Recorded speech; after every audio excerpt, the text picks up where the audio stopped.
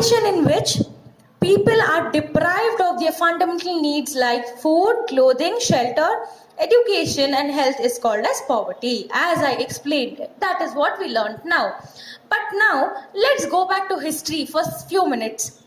Can you tell me the state of our country before independence? How was it? Yes, our land was filled with too many raw materials. And what happened? They started doing trade with European countries and other many more countries, right? So what happened? India started losing its raw materials, which started resulting in poverty. So there was one person called as Dadabhai Naoroji who already knew that India is going to lie under the poverty line. So what he did, he started identifying poor people and he told that these are the people who are not able to fetch their basic needs, hence they lie under the poverty line. That is why right nowadays in current situation we have two types of cards, that is APL and BPL cards. And there's one more card called as Antyodaya. It's a very good scheme which government has introduced in order to attract people and reduce the poverty level. So why do you think these cards are introduced? Yes, it is to recognize that this family has their basic fundamental needs like food, clothes and shelter, and they are able to get their education. But the people who are lying who have that BPL card and who have that Antyodaya card states that these are the people who cannot even afford 2 times of proper food. That is why they started serving food at lower cost. It is a shock for us when you get to know that 5 rupees 1 kg rice or 2 rupees 1 kg rice. It's a shock, right? Because we haven't come across all that. All that we know is 50 rupees, 60 rupees per kg. But here, to improve the status of living, what government has done? Introduced all these schemes. But now, let us come back to present. So we were learning that Dadabhai Naoroji already found out that India is lying under poverty and he already told these are the people lying under poverty. This is the place where we come across poverty line. That is why below poverty line, average poverty line. So here, however, to identify poverty and measure it, we need specific yardsticks. Before independence itself, Dadabhai Naoroji used the concept of poverty line to identify the poor. After independence also, the poverty line is being used as a yardstick to measure poverty. Okay, now, we studied this much. Now, what is exactly poverty line? Yes, let's learn. Poverty line represents the estimated minimum level of income needed to secure the basic necessities of life. So poverty line is nothing but the minimum income.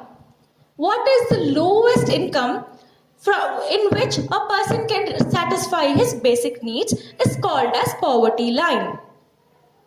Alternatively, it indicates the capacity to incur the minimum expenditure to meet the subsistence or basic necessities of a human being to keep him or her in good health and decency. So the other way of explaining is the same thing, that the minimum amount required to satisfy the basic needs in order to make a person stay healthy. If you do not eat food for one day, if you don't eat food for 2 times, what will happen? You get your energy drains, right? And even the same next day is carried with the same schedule. 1 time food, 2 times no food. Energy is drained. What will happen? That will lead to sickness. You will fall sick. No money to treat. That again lands into a serious trouble. So in order to get the basic needs, the minimum amount required to get those basic needs is called as poverty line. So now, here there's another person who has introduced another scheme. Let's see what is that. In 2005, Suresh Tendulkar Committee adopted the monthly per capita expenditure, which in short form is called as MPCE, on education, health, electricity and transport along with food to determine the poverty line. So here Suresh Tendulkar Committee, there was a committee called as Suresh Tendulkar Committee. What they did was, they took for now 1 month. See, In schools or colleges, at the present, because of the present situation, we pay monthly or quarterly fees. So for quarterly fees and all, how do you calculate? How do we have to calculate? Okay, this is the amount of money I have. This much I'll pay for this quarter. Then next quarter, final quarter, finish it off. Right?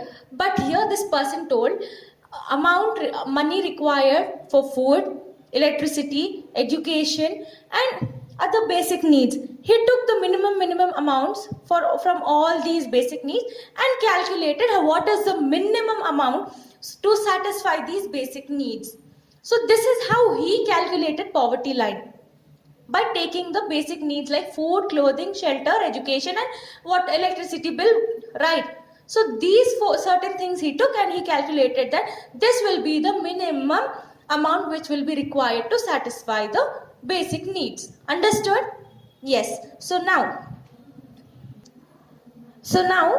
we studied about Suresh Tendulkar committee. So looking at this committee, there was another committee which was named as Rangarajan committee. What he did was, he calculated all this. He also took the basic necessities and he told if it is 5 rupees for food, 2 rupees for whatever, according to those days, he calculated and he told that every month for a poor family to survive, they need 32 rupees. And in villages, it is 32 rupees for 1 month of expenditure.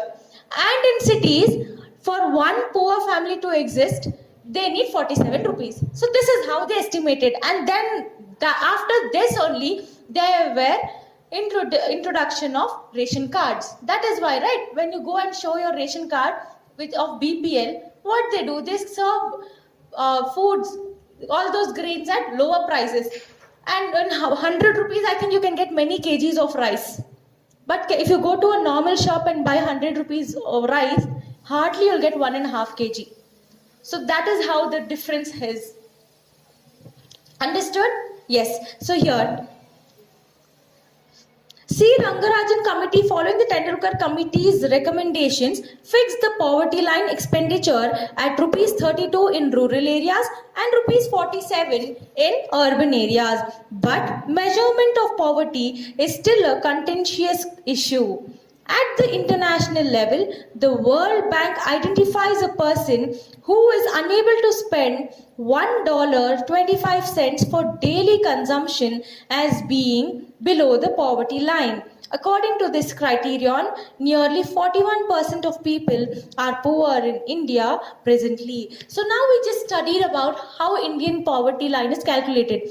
But World Bank, that is the entire World Bank, tells that if a person doesn't spend every day $1.25, he is considered to be as poor.